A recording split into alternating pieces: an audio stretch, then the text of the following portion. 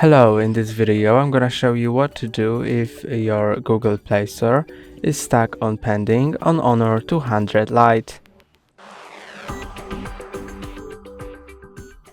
If your Google Play Store is stuck on pending, this might mean that you are not currently connected to Wi-Fi and your settings in Google Play Store are set to download only over Wi-Fi. You can either connect to Wi-Fi to start downloading or change settings to download over any network.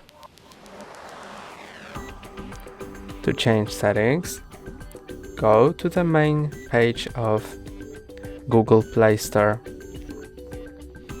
Then press on your profile icon in top right corner.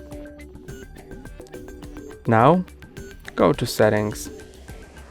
Then Network Preferences, App Download Preference. I'm currently set to over Wi-Fi only. Let's change it to over any network.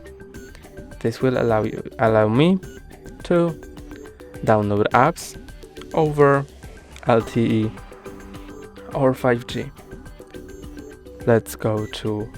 Let's search for the app again. And now let's press on Cancel and press on Install again. And now it should start downloading in a short while.